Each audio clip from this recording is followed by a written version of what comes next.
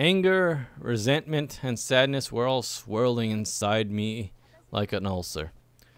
I had an ulcer, is what I'm trying to say. And we walked through the hallways. I paid no attention to the people around me. I only stopped once. We got to the shoe lockers. I looked out across the schoolyard. What if she was still here? Nico-kun? Hitsu said sheepishly. Yes? I snarled wildly around and noticed I was still holding her hand. Oh, gomennasai. I let her go. Did something happen? And don't say no. I can tell when something's wrong. Kyosuke-san also looked agitated. Alright, yeah, san is of respect towards an elder. Those older, higher status, or again, san, senpai, slightly interchangeable, but not too much. It's more, san is more familiar than senpai, I guess. Kyosuke? I grinned. The only thing that can agitate him are anime heroines and just heroin in general. Heather continues staring at me with her big eyes. I mean, he was talking about some anime series, the one where the magical girl, it airs at 6 o'clock. You've probably seen it. Why was I lying to her? Why was I lying right now? I couldn't hide Catherine from her forever. Maybe for today, but come tomorrow, we would bump into her at school. Or worse, Catherine would visit Heather place herself. They didn't know each other after all. See, I'm about to say, if we were friends, they should know each other, since we are all friends. Anyways, it doesn't matter. Let's go to the store of yours. You said it was at the station, right? Luckily, it wasn't in Heather's nature to continue an investigation. Ellipses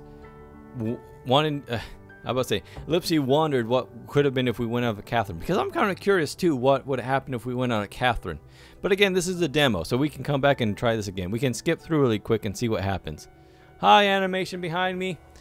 So, today in class, the teacher asked Riku-kun, when did man first land the moon? And he replied, 2079. Can you believe that? Uh-huh. And then in phys ed, yeah. Oh, hilarious. Yeah. Oh, he didn't. Yeah. Anyways, maybe as far as he was concerned, nothing did happen. From the outside, the shop looked fairly average. Maybe it was attracting schoolgirls with affordable prices. Heather wasn't from the wealthiest family by our school standard, but her father worked in the government sector, so they weren't exactly impoverished either. Hey, train! We entered the store, so now I can see the train by itself. As it goes, stops, drops off the guy, and it's back off again. Again, it's a lot of work for just dropping off one guy. So, and the arms go back up, right? Yeah, there they go. Oh, cootie. Cootie. Anyways, Himutsu tried on one clothing item after another. In front of me. What do you think about this? Yeah. What about this? I think this color would be fashionable in winter. What about this dress? I think the previous one was better. The one that was the color of your skin. Oh no, wait a minute, that was one you wore naked. As if I even knew what the previous one was. I wasn't really in the mood for a fashion show. In my opinion, Heather looked good in anything. So what was all this for? Did she have enough stuff already? Or didn't she? I mean, honestly, what was all this for? She's trying to get with you, essentially. Take the hint. She's hitting you with a sledgehammer with it. I've known her for a long time now. Again, she actually knew you when you dated Catherine. This is kind of awkward. I don't recall her ever having a close relationship with anyone. Because she was no longer a child, but a girl in her prime of her life. It was long past the time for her to find a boyfriend. Hint, you bastard. Hint. Wait, was I really feeling jealous? No, of course not. After all, if she did find someone, I would have been the first one to find out. I think the most important thing is that you like it. But I like a lot of them. This one and this one, but not this one. Well, don't buy that one then. Heather was shifting the clothes back and forth. Did she really deserve such treatment? Catherine is back, by the way, I said as if passing. Nani? It seemed she genuinely didn't understand me. She arrived in our class right before the last lesson. Apparently, we'll be studying together from now on. Really? Said, become gloomy, and dropped the dress that she liked so much. I see you're not too happy with that.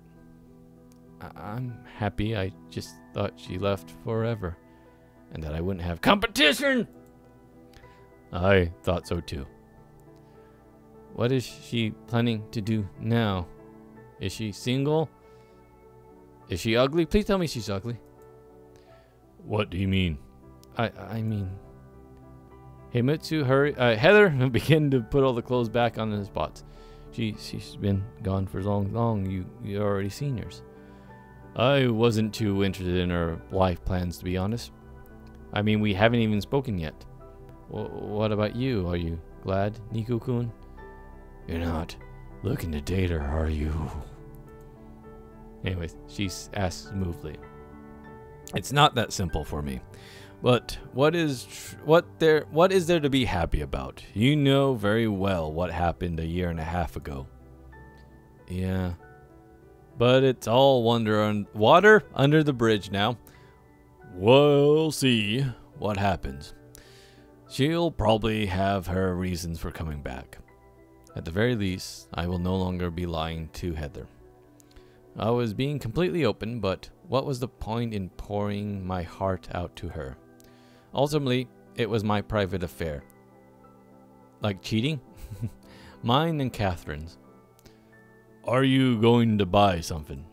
She stopped to think for a moment. No, everything here's expensive, and I don't have much left for this month's allowance. But it's only the 7th, I exclaimed. Well, let me buy you a present then. What about the white and yellow dress? 'Cause it looks good on the floor. Ha! It doesn't look good at me at all. Objected unexpectedly. I look fat in it. You? Fat? Maybe around the cheeks a little bit, but I like that. I laughed out loud, drawing the parents' look at the clerks and other shoppers. See? This is why I don't want to go with you. I whispered. Wait, did I whisper? Yeah. Ellipses also began to make a show of the show. I can't say. Damn you, train, take me away. I'm starting to lose my ability to speak. We walked most of the way home in silence. I was getting uneasy. Now would have been a great time for those stories about Rin-kun and about Saya-chan.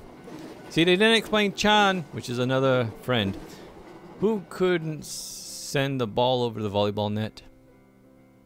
Oh, and we magically teleported back home. Don't let Katya get to you. I'm fine. I can clearly see that you're not. Please start. She's picking at her nails and nervously twitching. I'm fine. I'm fine. I clearly see that you're not.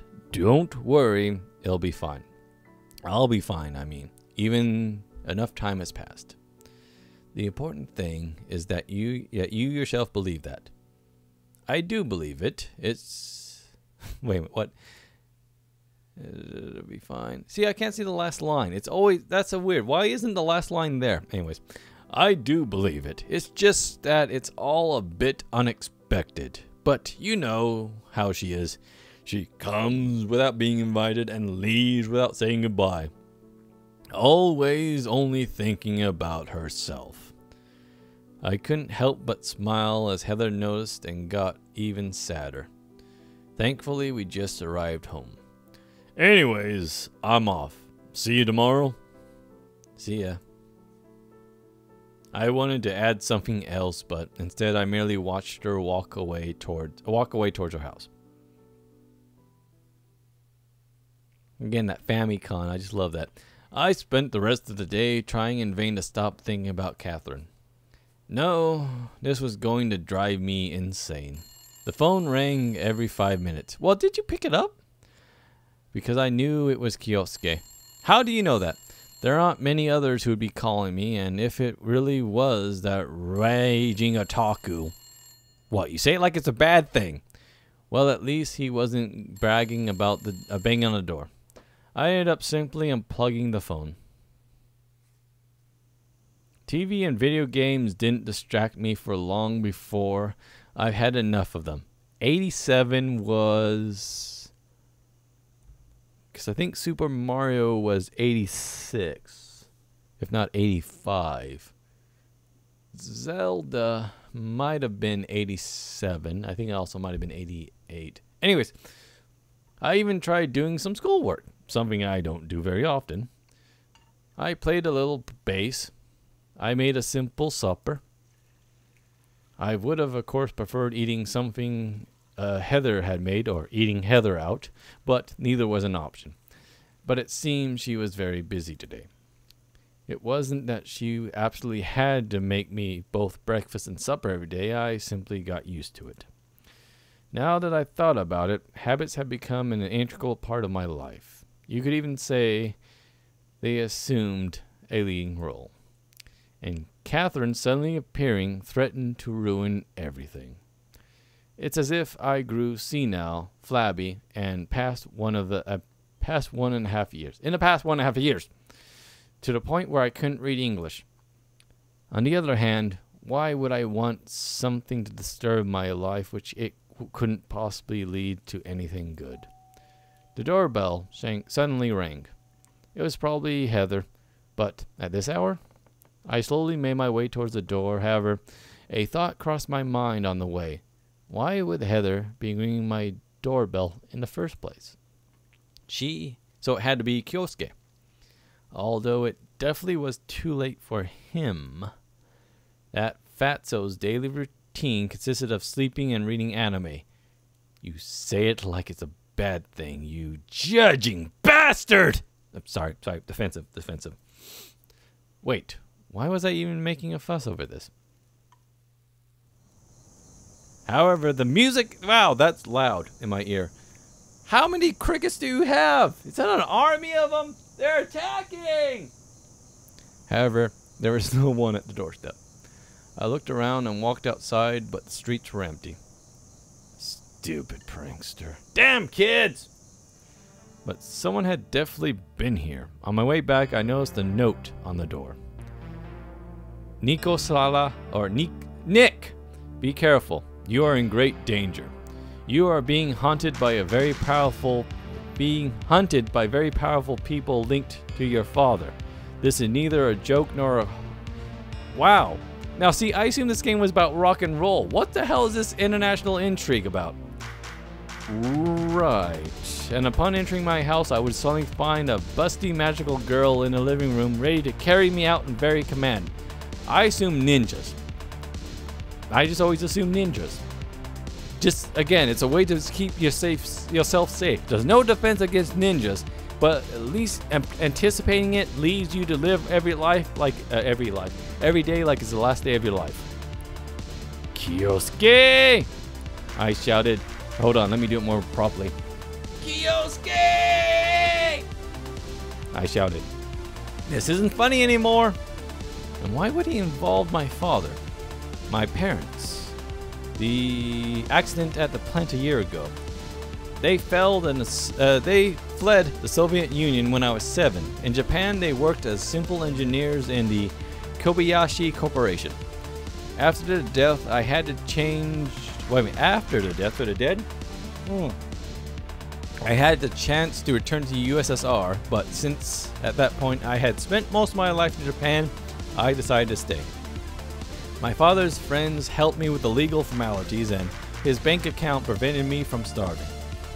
Kyosuke. Naruto! No, I called with less confidence. Oh, I see here. Kyosuke? But the only answer I got back was a rant from the neighbor about how it's nighttime and you should shut the fuck up! By the way, that's what my neighbors are going to say. I'm going to get a call from either police or the HOA. But if it wasn't Kyosuke, then who? If it was a joke, then its creators failed to achieve the goal of being funny, like Dane Cook fails at being funny. What if it was as much as straightforward and this was the real deal? I fiddled with the note. It was a normally carefully torn notebook sheet. It was written in Japanese with good handwriting, although the spelling left something to be desired. Why would they... Did I see something animate back here? Why would they even write this by hand? Why would it be easier to print out? Or make it a newspaper clippings like they do in the 80s. They still had dot matrix printers, didn't they? In any case, I ruled out Kyosuke. I would have instantly recognized his handwriting. You are in great danger, linked to your father. What if it was those brats? Having loaded parents isn't a guarantee that you're going to master the Japanese language. Maybe Ellie-sama's servants decided to get revenge for this morning's incidents? No, that's just silly. Who could possibly come about a simple Japanese student like me? Who care about a simple student, blah, blah, blah, blah. And why now? Right after Kathleen came back. To be honest, I don't remember remember how good her Japanese was, nor do I remember her handwriting, but she had been in Japan for significantly less time than me. Kathleen has been a normal student. She hasn't been getting straight A's after all. At the very least, I could certainly say that she was the prime suspect. The question of why didn't enter my mind. I stopped questioning her motives a long time ago. Either way, I was going to have to try to get some answers at school tomorrow. But for now, sleep. It's been a while since I've had such a trying day. Ellipses. Cactus funky beat. Go ellipses, yeah! Yet, sleep would not come. I kept tossing and turning and eventually became angry with myself over being unable to fall asleep. That's the worst, because you can't fall asleep, but you get pissed off, and it just kind of becomes kind of a vicious cycle. Meanwhile, the hands of the clock slip past midnight. A quiet ring. I fetched from my pocket. I flinched, my ears perked up. Maybe I imagined it. Seriously, again? I leaped up and scanned the room for something to use in self-defense. The base works. I mean, Fully Cooley did it. My base was out of the question. Aww, just because you love it. Wait a minute, how did it know? Was it predicting that everyone would say the base? Because it's all about that base? I approached the door on stiff legs and watched and asked in a trembling voice, who is it? Nico-kun. I let out a sigh of relief and opened the door. Why? Again, she can come in whenever, right? Do you know what time it is? Sorry, but your phone wasn't working. So, that's no reason to come in here in the middle of the night, Missy. I know, but I called several times. I wanted to know if you're going to school tomorrow. If you're so worried about my attendance, then you should be waking me up in the middle of the night. You shouldn't be, yes. Sigh. I suddenly felt uncomfortable. After all, this was normal for Heather, and yet I started venting all my problems and lashing out at her. She didn't bring Catherine back to Japan, nor did she write this note. Or did she? No, I'm the one that should be sorry. It's just that today was an awful day. I mean, it was pretty difficult, pretty intense, and I was already sleeping. At least trying to. Then I'll let you be. Good night. That good night is Gombawa. I closed the door after her and went back to bed. If today had been a difficult day, then what would tomorrow be?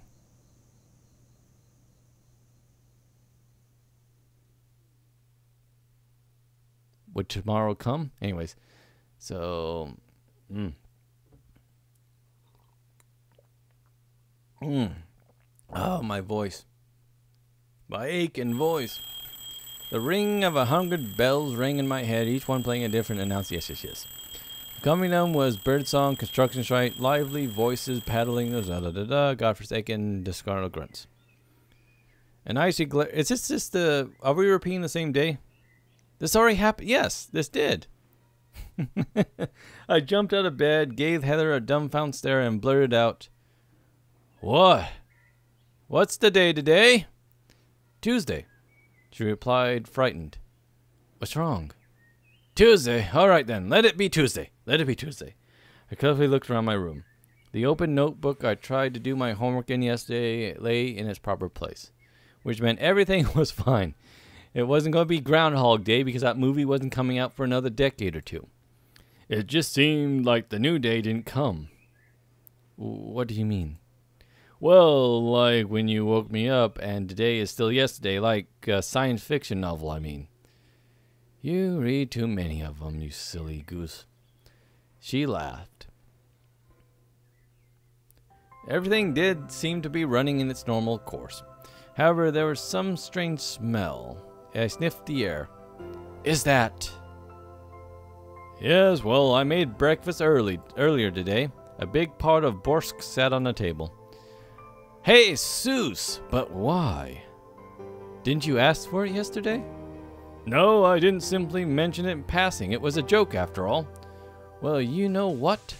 she said threateningly. "Now you'll have to eat this joke. Soup for breakfast is, of course, unorthodox." And Heather outdid herself. I wondered if yesterday I mentioned foie gras, the goose liver, with a fine wine, would all of that been waiting for me at the table today? In any case, borscht turned to be out quite tasty, although it had been made according to the traditional recipe, of course. Well, excuse me. That was, again, I burped because I ate so much of it. "And why aren't you eating?" "I'm waiting for you to say something here." "Ah, yes, gomenasai. It's very tasty. Yummy. Umade. It's... How do you... Umadi. Anyways, yeah, very tasty." "Really?" She didn't believe me. Yes, really. Why don't you try it for yourself?" Tasted her borscht. "It is. And do you dare compliment about what I'm cooking? And don't you dare complain about what I'm cooking." "When did I ever complain? You simply don't understand my jokes." "I understand everything, mister." It seemed like cheerful, meaningless banter, but she did not appear to be her usual self. Even ever so often, a sad expression would cross her face. "Did something happen?" "No. What about you?" "What about me?" And then yesterday's events flashed before my eyes. The surprise awakening the borscht distracted me, and I didn't immediately remember what Catherine... No. "Everything's all right. Just a bit unexpected." "Don't worry. I'm going to be fine." "Good. If you're sure about that." She smiled. "Let's go, or we'll be late for school again." Chipper music, ellipses, enjoying the life, and everything is okay. Yeah. Again, how many times do you have to drop off the same guy? We exchanged a couple of words along the way. They were simply nothing to talk about, except we talked about something, apparently. Yeah, there you go. I didn't want to tell Heather about the note, yet I doubt everything noteworthy enough to tell me what happened, blah, blah, blah. We could have made talk, of course, but this was not up my alley. Like this alley? Finally, we reached the school. "No incidents today, I hope." I hemmed. "All right. See you later." "Don't sleep in class." She smiled and headed towards the classroom. Ellipses kissed me on the cheek and wished me a good day. So, now I have to think of a way to swipe Catherine's notebook without being noticed. I hope she hadn't written something in it. In Japanese, preferably. Oh, I hope she had, so you go compare notes. I was walking down the corridor, lost in my thoughts, when someone called out to me. Ah, no, Ken. Wait a minute. Yeah, bastard. The school principal, what was his name? Kiyama Sensei. Again, Sensei's teacher, doctor, yeah. Do you need something? Let's go to my office. Ah, you bastard. Let's go to my office now. But class has already started. It wasn't like this kind of conversation was anything new to me. It won't take long. I'm just going to kill you, you bastard. Perhaps older, was always cloggedy, polite, and cold. Additionally, oh man, sorry, went down the wrong pipe. Carried himself in a European manner. This trait of some Japanese people, a self-forgotten severity towards Western culture and a way of life. He always astounded me as well. Ha! He even picked up an accent. Anyway, there was many proverbs saying that things are for and every cricket should know its place. But over here, it seemed to have been a tradition in its own right. It is an elite school after all. Oh, what's the matter, exactly? Akane-kun, come. Well, of course, he couldn't have reprimanded me right here in the corridor when everyone could see, now could he? We entered the school office, but someone was already inside. Oh, if it isn't Oju-sama. Again, that's young lady, yeah. Ojo. Oh, I used to know how to say it, but yeah, essentially lady in Japanese matter, usually addressed. And it really was Eli-sama standing next to the principal's desk. And you're the boar from yesterday! It seems she didn't expect me here either. I remembered yesterday's events canteen clearly. The madam did give me a neckerchief in the end to wipe myself. And I did throw it into the laundry basket at home. They didn't really work out well. I should probably return it. You're likely a frequent guest of here, correct? She asked casually. Well, I certainly didn't intend to prostrate myself at your grace's feet today. That will be enough, Kyosuke-kun, you bastard. Kobayashi. Oh, Kobayashi. Right, the name of your father's company. Kobayashi. Sorry, I didn't know why I catch that first. Ellie banded the principal, politely farewell, walked past me, flashing her eyes angrily as she did. Ah, so, Annie-kun. Annie-kun, do you know why you're here? I have a couple theories. I understand that the Japanese culture is alien to you, even though you've been living here for 12 years, you bastard. Or at least, 11 years, you bastard. But people, certainly different nationalities, study here in the school, and we try to accommodate the best we can. And we expect adequate respect to adherence to the school's rules and regulations from them. Here we go. I think you should be aware of this, especially given your situation. What about my situation? Don't make it personal now. No, I meant. He became embarrassed, removed his glasses, and began wiping them in a special cloth. I wanted to say that we make no distinctions between students here. The rules are the same for everyone. I understand. In that case, you'll understand that you can't skip classes just like that for no reason. He put his glasses back on and gave me an attentive look. And if we're going to talk about your attendance, I understand. But if you understand, then why do you keep skipping class now? I don't. Do you know who our school's patron is? I shrugged. Kobayashi Corporation. They are not empty words to you, are they? Its director is, in fact, the chairman of our school board. The century-old tradition. At this point, I stopped listening. Kobayashi Corporation and Kobayashi Eli. So that's how things were. Interesting. Would she still be the queen of the skull? Was she born into such a simply fun blah blah blah blah? I wonder. Like Ivy, for example. Why are you grinning? Did I say something funny, you bastard? I'm very sorry, Sensei. It won't happen again. I bowed to the ground. No need for any of this now. It seemed like an old principal didn't expect so much respect from me. A reprimand.